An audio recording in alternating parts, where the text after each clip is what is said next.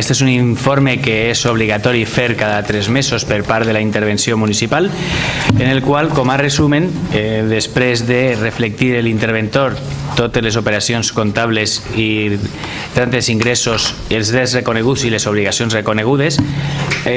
arriba a la conclusió de que en aquest trimestre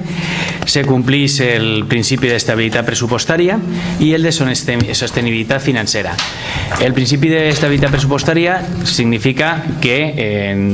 tenim menys obligacions que els drets reconeguts i el de sostenibilitat financera que en els préstecs que tenim no arribem al 75% del pressupost, que és el que marca la llei.